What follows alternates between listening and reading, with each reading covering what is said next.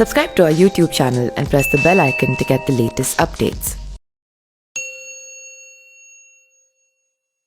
हजारों वर्षों से चली आ रही परंपराओं के कारण हिंदू धर्म में कई ऐसे अंतर्विरोधी विरोधाभासी विचारधाराओं का समावेश हो चला है जो स्थानीय संस्कृति और परंपरा की देन है।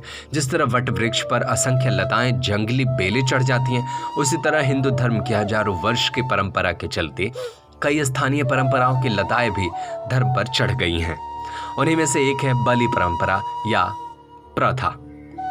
देवताओं को प्रश्न करने के लिए बलि का प्रयोग किया जाता है। बलि प्रथा के अंतर्गत मुर्गा, भैंस, बकरा की बलि दिए जाने का प्रचलन है। हिंदू धर्म में खासकर मां काली और काल भैरव को बलि चढ़ाई जाती है। उन्हें बलि चढ़ाने के लिए कई तरह के तर्क दिए जाते हैं। सवाल ये उठता है कि क्या बलि प्रथा हिंदू धर्म का हिस्सा है? यदि वेद पुराण की माने तो नहीं, यदि धर्म शास्त्रों की माने तो हाँ। लेकिन वेद, उपनिषद और गीता एकमात्र धर्मशास्त्र है, पुराण अथवा शास्त्र नहीं है। वेद, उपनिषद और गीता इसकी इजाज़त नहीं देती है। फिर ये प्रथा क्यों है? मानो गोशु ना मानो अश्वेशु ऋषि। विद्वान मानते हैं कि हिंदू धर्म में लोक परंपरा की धारणाएं भी जुड़ती गई और उन्हें हिंदू धर्म का हिस्सा माना जाने लगा।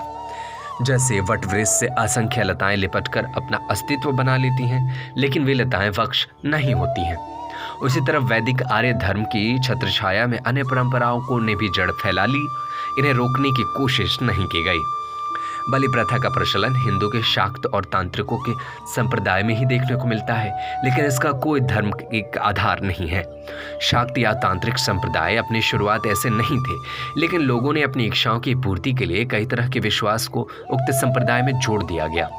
बहुत से समाज में लड़के के जन्म होने या उसकी मान उतारने के नाम पर बलि दी जाती है, तो कुछ समाज में विवाह आदि समारोह में बलि दी जाती है, जो कि अनुचित मानी गई। वेदों में धर्म के नाम पर किसी भी प्रकार की बलि प्रथा की इजाजत नहीं दी गई है। यदि आप मांसाहारी हैं तो आप मांस खा सकते हैं, लेकिन धर्म की आड़ में नहीं खा सकते।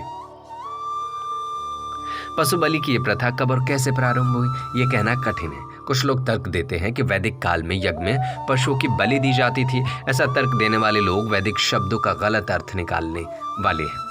वेदों में 5 प्रकार के यज्ञों, ब्रह्म यज्ञ, देव यज्ञ, पितृ यज्ञ, वैश्वदेव यज्ञ और अतिथि यज्ञ का वर्णन मिलता है। पशु बलि की प्रथा में इसके संबंध में पंडित श्री राम शर्मा को शुद्धपारक किताब पशु बलि हिंदू धर्म और मानव सभ्यता पर एक कलंक पढ़ना चाहिए। न कि देवा इनी मनीस न क्या यो यमापासी मंत्रो सुचारी चरामसी, अर्थात देवो हम हिंसा नहीं करते और न ही ऐसा अनुष्ठान करते हैं। वेद मंत्रों के आदेश अनुसार आचरण करते हैं। वेदों में ऐसे सैकड़ों मंत्र और रचनाएं हैं जिसमें यह सिद्ध किया जा सकता है कि हिंदू धर्म में बलि प्रथा निषिद्ध है। ये प्रथा हिंदू धर्म का हिस्सा नहीं है। जो बलि प्रथा का समर्थन करता है वो धर्म विरुद्ध असुर और दानवीय आचरण वाला व्यक्ति है।